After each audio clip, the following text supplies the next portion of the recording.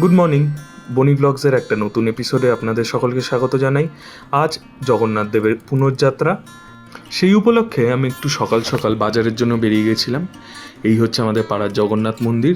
এখানে এখন জগন্নাথ মহাপ্রভু নেই, জগন্নাথ মহাপ্রভু রয়েছেন মাসির বাড়িতে। এটা হচ্ছে ছাত্রদলের মাঠ, এখানেই থাকেন জগন্নাথ মহাপ্রভু। এখানে মেলা হয় এই কদিন, এবং এই তিনটে রথে জগন্নাথ, বলভদ্র এবং সুভদ্রা তাদের মাসি বাড়িতে আসে। এই মণ্ডপে তারা এই কদিন থাকেন। ও কুন্দু কাকা, এই তো আজ শনিবার ছিল বলে জগন্নাথকে নীল রঙের ড্রেস পরানো হয়েছে। সেখান থেকে আমি বেরিয়ে একটু বাজারে গেছিলাম কিছু ফল কিনে নেওয়ার জন্য। তারপর সেখান থেকে বাড়িতে চলে এলাম। এই হচ্ছে আমাদের বাড়ির ঢোকার গেট, এবং এইখান থেকে আমরা ঢুকে থাকি। ওপরে মা অলরেডি ভোগের আয়োজন করা শুরু করে দিয়েছে। আমিও ঝটফট স্নান করে চলে এসেছিলাম। সেদিনকে আমি বায়না করেছিলাম জগন্নাথকে গজা ভোগ দেওয়ার জন্য, আর সেই ময়দা আমাকেই মাখতে হয়েছিল।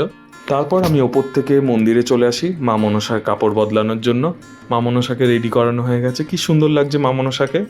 আর ওপরে এসে আমি আমার জগন্নাথকেও সাজিয়ে নিই। মহাপ্রভুকে সাজানোর পর কি সুন্দর দেখাচ্ছে। এই সমস্ত গয়না আমার হাতে বানানো, অ্যালুমিনিয়াম ফয়েলকে কার্ভ করে এই গয়নাগুলো আমি বানিয়েছিলাম। আর এই যে এই রূপোর জগন্নাথটা, এটা সেজুমারদের ঘরের জগন্নাথ। আমি এখানে পুজো করে নিচ্ছিলাম নিজের মতন করে। আর সত্যি বলতে আমি নিজের মতন করেই পুজো করি, আর ভগবানকে বলি একটু ম্যানেজ করে নিতে। তো যাই হোক, আমি তারপরে পুজো দিয়ে বেরিয়ে গেছিলাম রেডি হয়ে।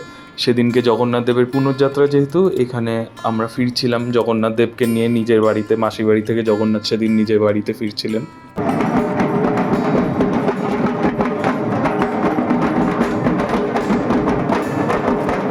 ঢাক ঢোল গান বাজনা সহকারে জগন্নাথ দেব নিজের বাড়িতে ফিরলেন। আর এখানে চলছিল মন্দিরের সামনে এসে নীলাদ্রি বিজয় পালা। মা লক্ষ্মী রেগে গিয়ে এখন দরজা আটকে দিয়েছেন। বলভদ্র এবং সুভদ্রা মহারানী ঢুকে গেছেন, জগন্নাথ দেব অপেক্ষা করছেন মা লক্ষ্মীর মান ভাঙানোর জন্য। এই যে জগন্নাথ দেব এখানে ঢুকে গেছেন, আর এই হচ্ছে মহাপ্রভু আমাদের নিজের সিংহাসনে বিরাজমান। আর এইখানে কিছু ভোগের আয়োজন করা হয়েছিল। তো আজকের দিনটা এভাবেই কাটলো, আজকে এই পর্যন্তই। সবাই ভালো থাকবেন, ধন্যবাদ।